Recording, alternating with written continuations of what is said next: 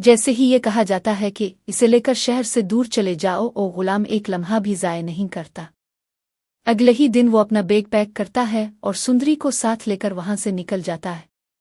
नई जगह पहुंचकर गुलाम मोहब्बत भरे लहजे में कहता है, हम अभी निकाह कर लेते हैं, फिर तुम हमेशा के लिए मेरी हो जाओगी।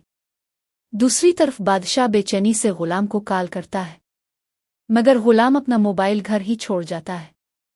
कॉल सुंदरी उठा लेती है। जैसे ही दूसरी तरफ से आवाज आती है, बादशाह फौरन समझ जाता है यही इसकी मोहब्बत है। सुंदरी भी आवाज पहचान लेती है और घबरा कर फौरन कॉल काट देती है। अगले दिन सुंदरी परेशान होकर गुलाम से कहती है, बादशाह ने मेरी आवाज सुन ली है, वो हमें ढूंढ लेगा। ये सुनकर गुलाम बगैर देर किए फैसला करता है, हम अभी निकाह करते हैं। वो फौरन मौलवी साहिब को बुलाता है और दोनों कोर्ट जाकर निकाह कर लेते हैं। निकाह के बाद गुलाम सुंदरी को अपने शहर वाले घर ले आता है, जहां वो पूरी रात मोहब्बत भरी बातों में गुजार देते हैं। मगर दूसरी तरफ बादशाह अपनी मोहब्बत को पाने के लिए बेचैन हो चुका होता है। वो अपनी ताकत का इस्तेमाल करते हुए गुलाम का पता लगवा लेता है और सीधा उसके घर पहुंच जाता है। वो सुंदरी को देखकर कहता है, तुम्हें अंदाजा भी है मैंने तुम्हें कितना ढूंढा है, और फिर जबरदस्ती इसे अपने साथ फार्म हाउस ले जाकर कैद कर देता है। वो ऐलान करता है, अब तुम मुझसे शादी करोगी।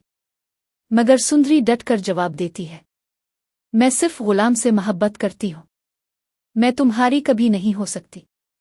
उधर गुलाम जब घर आता है तो सुंदरी को ना पाकर घबरा जाता है।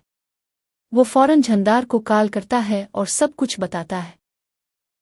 इसी दौरान बादशाह झंदार के पास पहुंचकर कहता है, आपने कहा था अपनी मोहब्बत को ढूंढ लो, मैंने ढूंढ ली है, अब आप हमारी शादी करवाएं। झंदार पूछता है, वो कहाँ है? बादशाह बताता है कि वो फार्म हाउस में है। ये सुनते ही झंदार गुलाम को इत्तला देता है, सुंदरी बादशाह के पास है, फौरन जाकर इसे ले आओ।